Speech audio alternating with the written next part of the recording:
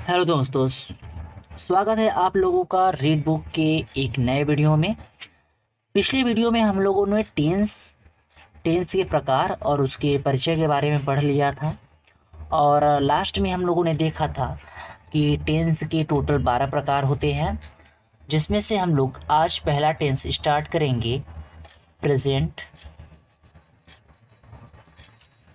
Indefinite tense.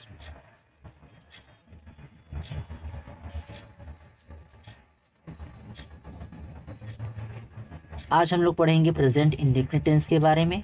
ठीक है, तो चलिए जानते हैं प्रेजेंट इंडेफिनिट टेंस की पहचान क्या होती है। तो बात करें अगर पहचान की, तो प्रेजेंट इंडेफिनिट टेंस को हम इस प्रकार पहचान सकते हैं कि प्रेजेंट इंडेफिनिट टेंस के वाक्य के अंत में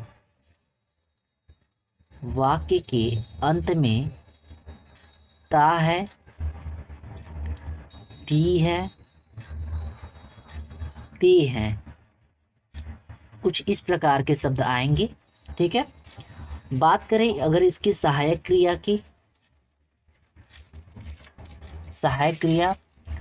तो प्रेजेंट इंडेफिनिट टेंस की जो सहायक क्रिया होती है वो डू और डज होती है। ठीक है, डू का जो प्रयोग होता है वो बहुवचनकर्ता के साथ, डू का प्रयोग बहुवचनकर्ता के साथ, और डज का प्रयोग एक वचनकर्ता के साथ।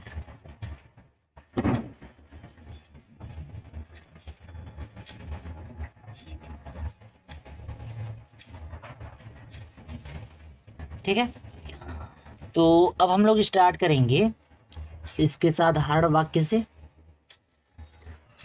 प्रेजेंट इंडेफिनिट टेंस की साधारण वाक्य यानी अफर्मेटिव सेंटेंस।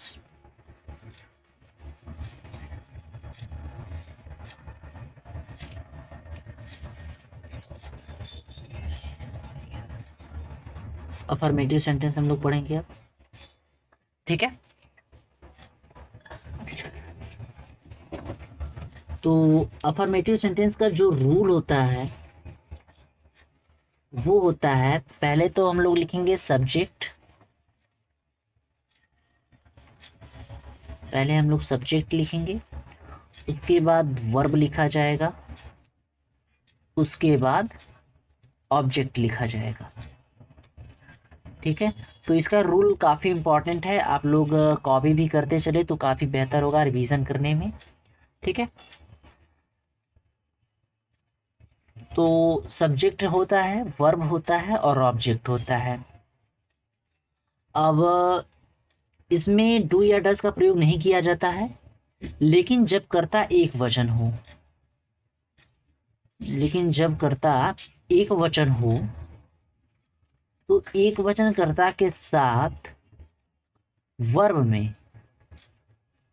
में यस या ईएस जोड़ दिया जाता है, यस या ईएस जोड़ दिया जाता है।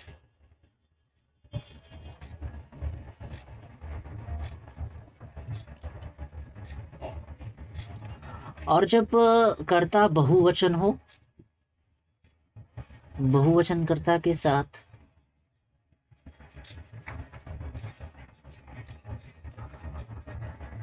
वर्ब का फर्स्ट फॉर्म प्रयोग में लाया जाता है, वर्ब का फर्स्ट फॉर्म प्रयोग किया जाता है।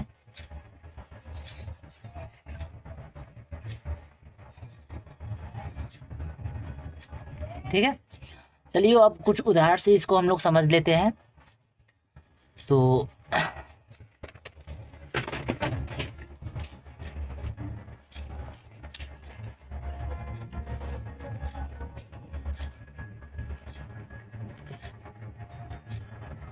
उदाहरण देखते हैं हम लोग।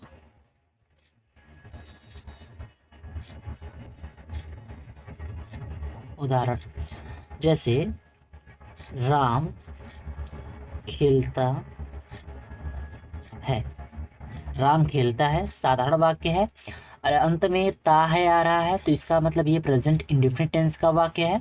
ठीक है, ट्रांसलेशन कैसे होगा हमने अभी लिखवाया था आपको नियम कि पहले क्या होता है, पहले होता है सब्जेक्ट, पहले होता है सब्जेक्ट, उसके बाद होता है वर्ब, उसके बाद होता है ऑब्जेक्ट। इसमें डू या डस का प्रयोग नहीं किया जाता। प्रेजेंट इंडेफिनिट टेंस के साधारण वाक्य में डू या डस का प्रयोग नहीं किया जाता है। तो सिंपल सा इसमें सब्जेक्ट लिखेंगे। वाक्य में सब्जेक्ट क्या है, वाक्य में सब्जेक्ट राम है, तो यहाँ पर पहले राम की स्पेलिंग। उसके बाद वर्ब क्या है, वर्ब मतलब क्रिया, क्रिया कौन सी क्रिया हो रही है, कौन सा काम किया जा रहा है, खेलने वाला काम किया जा रहा है, तो राम प्ले। ठीक है, ऑब्जेक्ट में कुछ बचा नहीं तो ऑब्जेक्ट तो नहीं लिखेंगे, लेकिन हमने एक चीज़ बताया था कि जब कर्ता एक वचन हो तो वर्ब में यस या ईएस लगा देते हैं। ठीक है, तो यहाँ पेज में प्ले में यस लग जाएगा, तो हो जाएगा इसका ट्रांसलेशन राम प्लेस। इसी प्रकार जैसे राधा फुटबॉल खेलती है, राधा फुटबॉल खेलती है, तो ठीक इसी प्रकार हो जाएगा। तो पहले सब्जेक्ट में राधा हम लोग लिखेंगे, राधा फुटबॉल, फिर उसके बाद वर्ब आ रहा है तो वर्ब लिख दिया जाए। वर्ब क्या है, खेलना, तो खेलना का होता है प्ले। तो करता है जब एक वचन है तो वर्ब में यस लग जाएगा। ऑब्जेक्ट में क्या है, ऑब्जेक्ट में फुटबॉल है, तो राधा प्लेज लास्ट में फुटबॉल। ठीक है, आई होप आप लोगों को समझ में आया होगा। आप लोग इसके साथ साथ नोट्स भी बनाते चलिए, तो इससे आप लोग रिवीजन करेंगे तो काफ़ी आसानी से टेंस आप लोग समझ सकते हैं। ठीक है, तो चलिए आगे बढ़ते हैं। तो हमने अभी सीखा सिंपल सेंटेंस, ठीक है, असर्टिव सेंटेंस, अफर्मेटिव सेंटेंस और साधारण वाक्य। तीनों का मतलब एक ही है, हम लोगों ने साधारण वाक्य सीखा। अब हम लोग सीखेंगे निगेटिव सेंटेंस, मतलब नकारात्मक वाक्य। नकारात्मक वाक्य, तो नकारात्मक वाक्य में क्या होता है, नकारात्मक वाक्य मतलब निगेटिव सेंटेंस।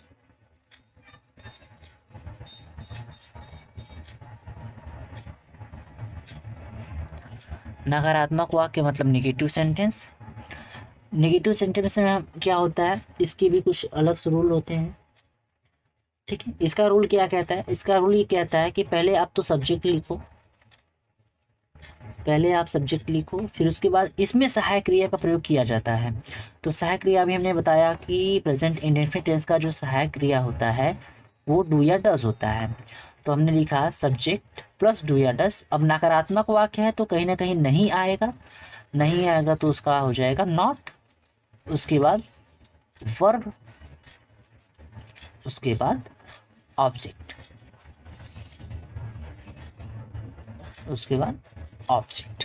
ठीक है, तो इसमें वर्ब आ रहा है तो वर्ब का कौन सा फॉर्म यूज करेंगे, तो आप लोग ध्यान दीजिए। नकारात्मक वाक्य में, नकारात्मक वाक्य में वर्ब का हमेशा फर्स्ट फॉर्म यूज होता है, हमेशा फर्स्ट फॉर्म यूज होगा। ठीक है, यूज किया जाता है। ठीक है, तो चलिए जान लेते हैं कुछ उदाहरण से इसको भी। ठीक है, उदाहरण, नियम एक बार फिर से हम लिख दे रहे हैं। ठीक है, नियम था नेगेटिव सेंटेंस का, पहले सब्जेक्ट, उसके बाद सब्जेक्ट, सब्जेक्ट के बाद क्या लिखा था, उसके बाद डू या डज आता है, उसके बाद नॉट आता है, उसके बाद वर्ब का फर्स्ट फॉर्म आता है, उसके बाद ऑब्जेक्ट आता है। ठीक है, पहला उदाहरण देखते हैं, जैसे राम खाना नहीं खाता है। तो चलिए मिलाइए, तो पहले सब्जेक्ट लिखना है तो सब्जेक्ट लिखा जाए राम, उसके बाद डू या डज में से क्या लगेगा, जाहिर सी बात है डज लगेगा। क्यों, क्योंकि राम सिंगुलर सब्जेक्ट है, एक वचन करता है, तो राम डज। उसके बाद डू डज में से डज हो गया, क्या बचा नॉट, नॉट लगाएंगे नॉट। उसके बाद वर्ब का फर्स्ट फॉर्म, वर्ब क्या है इसमें, खाना। ठीक है, खाता है, तो खाना खाने का काम किया जा रहा है, तो वर्ब क्या होगा, यही खाता। खाता किसके में से होता है, ईट, ईट का फर्स्ट फॉर्म ईट ही होता है, ठीक है। तो Ram does not eat, last में क्या बच रहा है, ऑब्जेक्ट बच रहा है, ऑब्जेक्ट में क्या बचा, खाना, ठीक है। तो क्या हो जाएगा, Ram does not eat food. Simple था। इसी प्रकार राधा मेला देखने नहीं जाती है, राधा मेला देखने नहीं जाती है। तो इसमें भी क्या करेंगे, पहले सब्जेक्ट लिखेंगे, सब्जेक्ट क्या है, राधा। उसके बाद डू या डज में से डज लगेगा, क्यों, क्योंकि राधा सिंगुलर सब्जेक्ट है। उसके बाद नहीं है तो नॉट लगाएंगे, राधा डज नॉट। उसके बाद वर्ब का फर्स्ट फॉर्म, वर्ब क्या है, जाना, ठीक है, जाती है, जाना है। तो गो मीन्स जाना, गो का फर्स्ट फॉर्म गो ही होता है। लास्ट में ऑब्जेक्ट क्या बचा, मेला देखने, ठीक है। तो गो कहाँ जा रही है, मेला देखने, तो go to see fair, go to see fair. एक और ट्रांसलेशन देख लेते हैं, जैसे कि तुम लोग पढ़ाई नहीं करते हो, तुम लोग पढ़ाई नहीं करते हो। तो इसका ट्रांसलेशन क्या हो जाएगा, तो इसमें तुम लोग का पहले सब्जेक्ट लिखेंगे, तुम लोग का क्या होता है, यू हो जाएगा। उसके बाद डू या डज में से क्या लगेगा, इस बार डू लगेगा, क्यों, क्योंकि तुम लोग क्या है, बहुवचन करता है, तो यू डू। उसके बाद नॉट है, नॉट लगाएंगे, यू डू नॉट। पढ़ाई करना का क्या होता है, स्टडी होता है, ठीक है, स्टडी होता है, यू डू नॉट स्टडी, ठीक। दोस्तों अब हम लोग इंट्रोगेटिव सेंटेंस के बारे में पढ़ेंगे, ठीक है। इंट्रोगेटिव सेंटेंस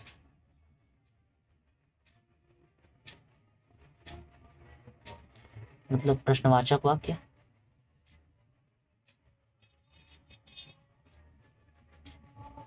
ठीक है। अब प्रश्नवाचक वाक्य के बारे में पढ़ेंगे। तो इसका रूल क्या होता है, ठीक है, इसके दो रूल होते हैं, ठीक है। इसमें रूल नंबर फर्स्ट हम लोग पढ़ेंगे। रूल नंबर फर्स्ट, जब क्या होता है, जब प्रश्नवाचक शब्द, जब प्रश्नवाचक शब्द वाक्य में पहले ही आ जाए, ठीक है,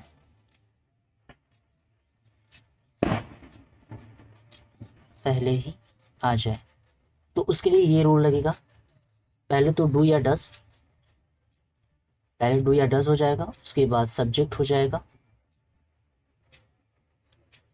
उसके बाद अगर प्रश्न वाक्य में नॉट है तो नॉट भी लगा देंगे, नहीं है तो छोड़ देंगे, ठीक। उसके बाद वर्ब का फर्स्ट फॉर्म, उसके बाद ऑब्जेक्ट, ठीक। तो ये वाला रूल फॉलो करेंगे और लास्ट में हम लोगों का क्वेश्चन मार्क रहता ही है, ठीक है। तो उदाहरण समझ लेते हैं इसको, जैसे राम, ठीक है, क्या लगेगा, क्या राम स्कूल नहीं जाता है, क्या राम स्कूल नहीं जाता है। तो क्या पहले ही आ गया तो इस वाले नियम का पालन किया जाएगा, तो पहले डू या डज लगेगा। तो डू या डज में से पहले कौन सा लगाएंगे, तो हमने देखा कि राम सिंगुलर सब्जेक्ट है तो पहले हम लोग डज लगाएंगे, तो हो जाएगा डज। उसके बाद सब्जेक्ट है, सब्जेक्ट में क्या हो गया, राम हो गया, डज सब राम। नॉट नहीं भी है तो नॉट लग जाएगा, अगर नॉट नहीं होता तो उसको हम छोड़ देते, ठीक है। तो राम नॉट, वर्ब का फर्स्ट फॉर्म, वर्ब क्या है इसमें, जाना, तो जाना गो। ऑब्जेक्ट, ऑब्जेक्ट क्या है, स्कूल है, तो गो टू स्कूल। और लास्ट में क्वेश्चन मार्क, तो इसका हो जाएगा does Ram not go to school. एक और उदाहरण देख लें, जैसे क्या हम सब क्रिकेट खेलने नहीं जाते हैं, क्या हम लोग क्रिकेट खेलने नहीं जाते हैं। तो इसमें सब्जेक्ट हम सब है, मतलब बहुवचन है, तो इसके लिए सहायक क्रिया डू का प्रयोग होगा, तो हम लोगों ने डू लिखा। उसके बाद subject we, not do we not, verb क्या है इसमें, खेलना, प्ले, ठीक है, we do not play. Object में क्या बचा, क्रिकेट, और लास्ट में question, do we not play cricket, ठीक है। अब हम लोग देखते हैं रूल नंबर सेकेंड, ठीक है, रूल नंबर सेकेंड। अभी रूल सेकेंड क्या है, रूल सेकेंड में ये होता है कि जब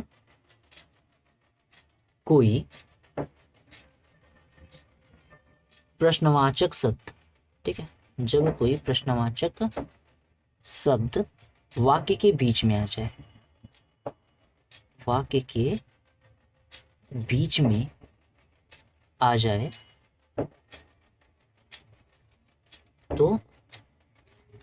तो इस वाले नियम का पालन करते हैं, ठीक है।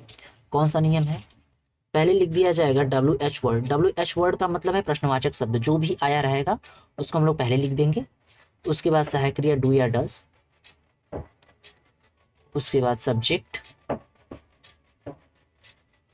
उसके बाद अगर नॉट है तो नॉट, उसके बाद वर्ब का फर्स्ट फॉर्म, फिर ऑब्जेक्ट, ठीक, और लास्ट में question mark is most important, ठीक है।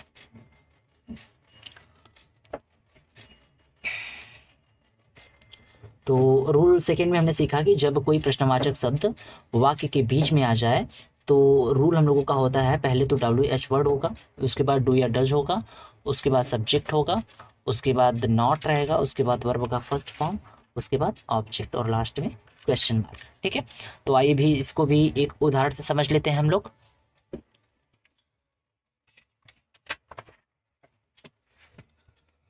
तो एग्जाम्पल देखते हैं इसका।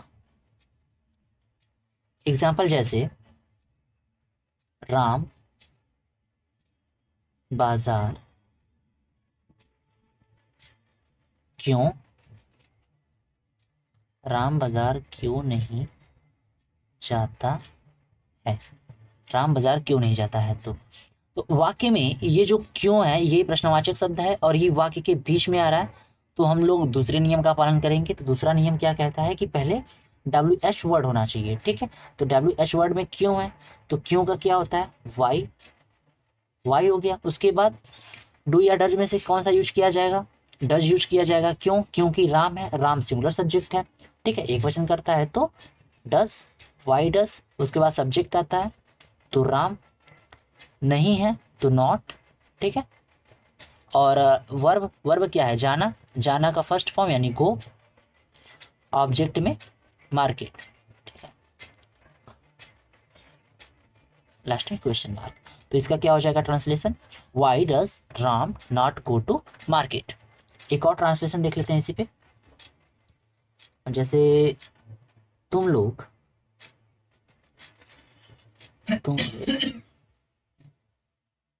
कैसे पढ़ते हो, तुम लोग कैसे पढ़ते हो। तो इसका क्या हो जाएगा, पहले प्रश्नवाचक शब्द मतलब कैसे यानी हाउ, ठीक है। तुम लोग है बहुवचन करता है तो उसके साथ डू लगेगा, हाउ डू। उसके बाद सब्जेक्ट आता है तो हाउ डू यू, ठीक है। लास्ट में वर्ब रीड, ठीक है, रीड का फर्स्ट फॉर्म रीड ही होता है। अब ऑब्जेक्ट कुछ बचा नहीं तो लास्ट में क्वेश्चन मार्क, तो इसका हो जाएगा हाउ डू यू रीड, ठीक है। उम्मीद करता हूँ आप लोगों को ये बेहतर तरीके से समझ में आया होगा। आप लोग पढ़ाई के साथ साथ इसके नोट्स भी बनाते चलिए, ठीक है, एक तरफ से इसको लिखते चलिए, नोट्स बनाइए, रिवीजन करिए, आपको काफ़ी बेहतर होगा।